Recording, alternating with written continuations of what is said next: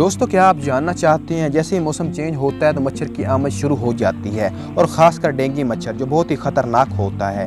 अगर खुदा न खास्ता किसी को डेंगू हो जाए तो किस तरह बचा जा सकता है, आज मैं ज़बरदस्त आपके लिए टोटका लेके आया हूं जिसे इस्तेमाल करने के बाद चंद ही दिनों के बाद आपका मरीज़ बिल्कुल सेहतयाब हो जाएगा। जैसे ही मौसम चेंज होता है तो मच्छर आना शुरू हो जाता है। आपने मच्छरदानी का इस्तेमाल करना है और जो छोटे बच्चे हैं उनका खासकर ख्याल रखना है क्योंकि उनका बर्दाश्त करने का स्टेमिना कम होता है ताकि इस तरह के डेंगू मच्छर से वो बच सके। अगर खुदा न खास्ता किसी को डेंगू हो जाता है तो आपने दो चीज़ें इस्तेमाल करनी है। इंशाल्लाह 2-3 दिन के अंदर आपका मरीज बिल्कुल सेहतयाब हो जाएगा। सबसे पहले आपने चुकंदर लेना है जिसे हम सब्जी के तौर पर इस्तेमाल करते हैं या सलाद में इस्तेमाल करते हैं।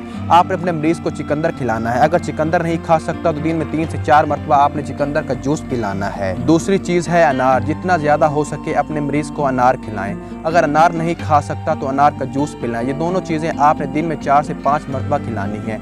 जितना ज़्यादा खिलाएंगे इतने ही जल्दी आपका मरीज सेहतयाब हो जाएगा। अगर आपका मरीज दोनों चीज़ें इस्तेमाल नहीं करता तो ज़बरदस्ती खिलाएं। 2-3 दिन के अंदर आपका मरीज बिल्कुल ठीक हो जाएगा। अनार एक ग़िज़ा से भरपूर फल है। डेंगू में अनार का जूस पीना हीमोग्लोबिन और प्लेटलेट्स का शुमार बढ़ता है जिसकी वजह से जिल्द सेहतयाब हो जाती है। चुकंदर एंटीऑक्सीडेंट से भरपूर होता है। इससे हीमोग्लोबिन और प्लेटलेट्स बेहतर होती हैं। अगर आप डेंगू के मरीज हैं तो चुकंदर और अनार ज़्यादा से ज़्यादा इस्तेमाल करें। उम्मीद है आप जान चुके होंगी डेंगू जैसे मूजी मर्ज से किस तरह बचा जा सकता है। उम्मीद है वीडियो आपको अच्छी लगी होगी। वीडियो अच्छी लगे तो वीडियो को लाइक कीजिए।